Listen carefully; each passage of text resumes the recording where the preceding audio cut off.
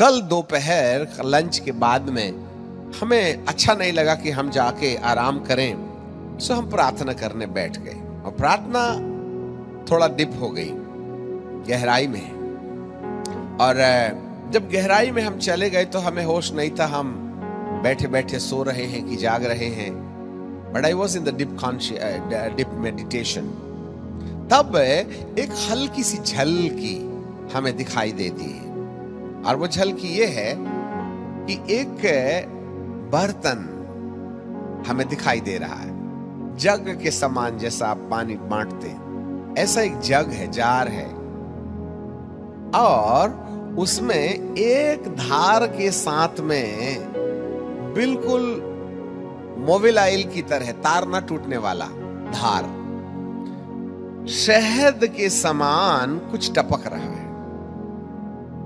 और वो शहद के समान जो टपक रहा है, मान लीजिए ये जार है और यहां से धार दिखाई दे रही है, परंतु इसके ऊपर एक कपड़ा है।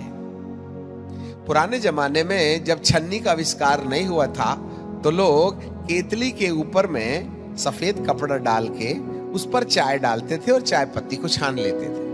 और इतना ही नहीं करते थे, वो चाय पत्ती को है ना छानने के बाद में उसका चाय पत्ती जब नीचे आ जाती तो उसको गोल गोल घुमेट करके उसका रस भी निचोड़ लेते थे। बिल्कुल यही ड्रामा हमें दिखाई दे रहा था। नीचे में जार है, एक कपड़े में ऊपर से ये शहद है या सुनहला तेल है। अब चेक करके क्या देखे, कलर गोल्डन है। जब कभी शहद को आप बर्तन में रखें तो उसमें लालिमा ज्यादा रहती है और तलछटी दिखाई नहीं देती, परंतु ये जार की लगभग कोर तक ये द्रव्य आ गया है। हम देख रहे हैं तो उसकी तलछटी तक बिल्कुल क्लियर, ट्रांसपेरेंट, साफ दिखाई दे रहा है। इससे ऐसे पता चलता है कि इस जार में रखा गया तेल बोलो, हनी बोलो, वो बिल्कुल प्यूरिफाइड है।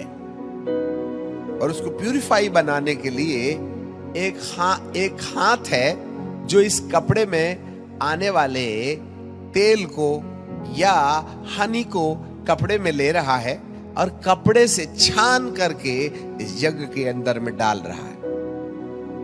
मुझे लगा मैं नींद में हूं, पर हम थे घुटने में, टूटी टांग में भी हम घुटने पर थे। ऐसे समय में हम इसी समय सोचने लगे, हे प्रभु, इसका क्या दर्शन, इसका अर्थ क्या है। वहीं इवन दो ये विजन आया और चला गया, अब इसके बाद हम इस पर चिंतन कर रहे हैं मेडिटेशन में, इसका अर्थ क्या है। तो ये जो तेल है ना, वो ताजा तेल है, हनी। अब हनी है, शहद है या तेल है, वो तो टेस्ट करने के बाद पता चलता, परंतु कलर यही कुछ है। यदि आप जकरिया में चले जाएं तो वहां लिखा है, ये ताजे तेल से भरे हुए वो दो पुरुष हैं। हो सकता है वो तेल ही होगा, परंतु जैसे शहद डालते हैं तो तार बनता है, और तेल डालने से तार इतना ज्यादा तो नहीं बनता है, परंतु ये काफी गाढ़ा था और उस बोल बर्तन के अंदर में जमा होते चला जा रहा है। तो बहुत अच्छा लगा हमें। हे प्रभु, लंबे समय के बाद कुछ आप बता रहे हैं। आपको मालूम है ये दिन कौन से? 1 अप्रैल से ही परमेश्वर ने उसके लोगों के अंदर छने हुए तेल डालने की योजना प्रारंभ कर दी है। निथरा हुआ, छना हुआ, प्यूरिफाइड, इसका मतलब है एक तो अभिषेक है, एक तो परमेश्वर का ईश्वरी अनुभव है। अभिषेक के द्वारा ही हमारी जिंदगी में परमेश्वर का इनकाउंटर होता है। बीते दिनों में अभिषेक जरूर आया, अभिषेक के साथ भौतिक जीवन का कचरा भी मिला रहा। हम अभिषिक्त भी रहे, दुनियादारी में भी रहे, हम प्रभु में भी रहे, धरती में भी रहे। ऐसे समय में देयर वॉज द अनॉइंटिंग, उन समयों में अभिषेक था जिससे सुसमाचार प्रचार किया गया, नाम पुकारे गए, भविष्यवाणी की गई, उसके बाद चमत्कार हुए, चिन्ह हुए, word of knowledge, word of wisdom. हम उसको तेल नहीं है बोल करके इनकार नहीं कर सकते।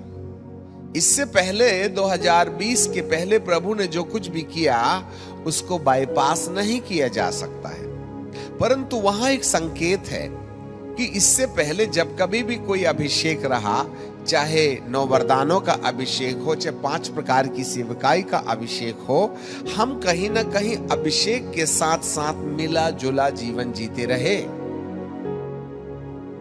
We were mingled with the worldly attitudes.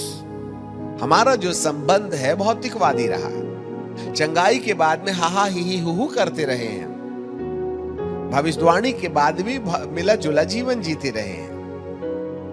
प्रभु की सेवकाई में आने के बाद भी भौतिकवाद के कई लक्षण हमको दिखाई देते रहे। इसका मतलब है इस तेल में भौतिकवाद की मिलावट है। पर अब मार्च, इस अप्रैल से और आने वाले समय अक्टूबर के बीच में परमेश्वर कहीं ना कहीं कलीसिया में छन्ना लगाएगा, हमारी सूझबूझ में छन्ना लगाएगा, हमारी समझ में छन्ना लगाएगा, हमारे व्यवहार में छन्ना लगाएगा, हमारे प्रार्थना में छन्ना लगाएगा, हमारे बाइबल अध्ययन में छन्ना लगाएगा। आज तक आप बाइबल को जैसा पढ़ते थे, अब आपको कुछ नई रीति से समझ में आने की योजना परमेश्वर कर रहे हैं। अब तक आप बाइबल को जिस तरीके से सुनते सुनाते थे, अब सुनने और सुनाने का आइडिया प्रभु प्यूरिफाई कर रहा है। आपकी जिंदगी के अंदर अब तक पवित्र आत्मा रहे तो हम पवित्र आत्मा की भी आवाज सुनी और संसार की भी आवाज सुनी। वहां परमेश्वर प्यूरिफिकेशन कर रहा है। हमारी बात को अच्छे से समझ लीजिएगा। तो प्रभु जी के दर्शन के अनुसार वह हमारी सूझबूझ को भी प्यूरिफाई करेगा, हमारी सेवा को भी प्यूरिफाई करेगा, हमारे चाल चलन को भी प्यूरिफाई करेगा, साफ सुथरा करेगा, और हमारे अभिषेक को भी सुथरा करेगा, और हमारे काम करने के तरीके को भी साफ सुथरा करेगा। Yes, transformation.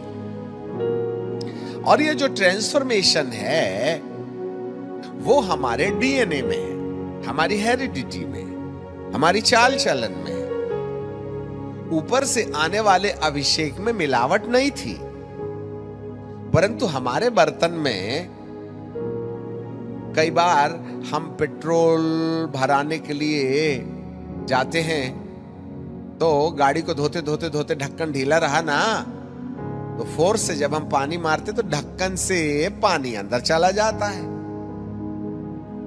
हमको लगा भाई ढक्कन तो बंद है, परंतु जब हम फोर्स से पानी मारते हैं तो थोड़ा थोड़ा लीकेज करके वो कहां चले जाता है?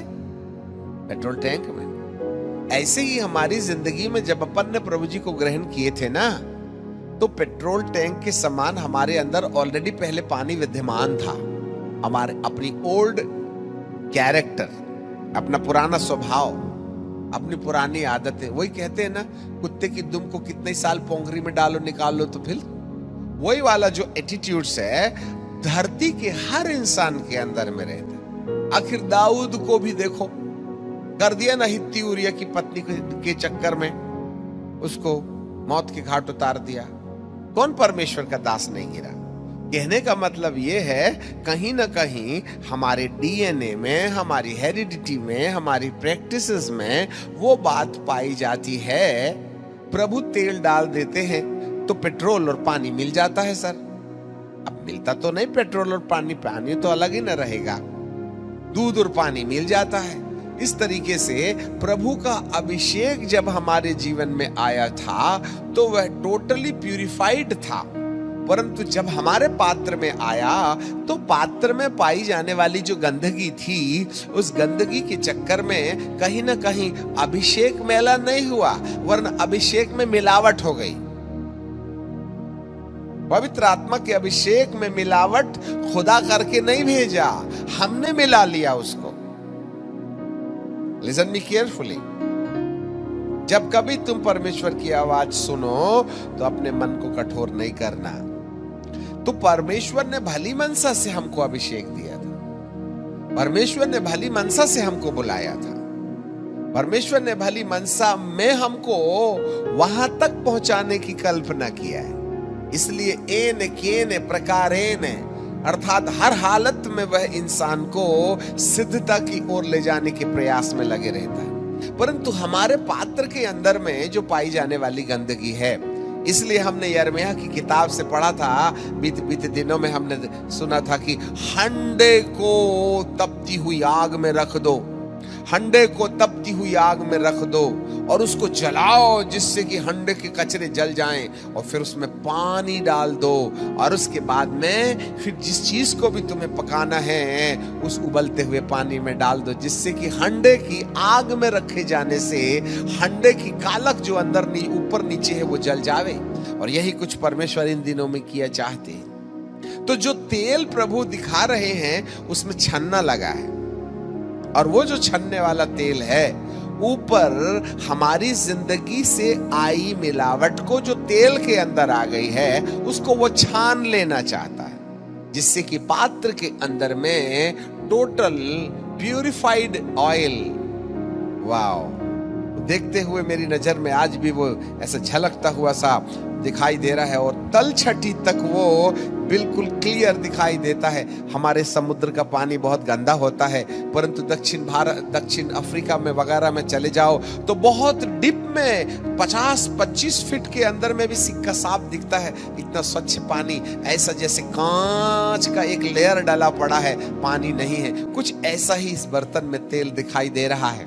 वाओ, इससे ऐसे पता चलता है प्रभु का मन, दानियल की किताब में जो लिखा था ना कि जो निर्मल और शुद्ध और उजले हो जाएंगे, वो वाला कार्यक्रम परमेश्वर ने 2021 में शुरू कर दिया।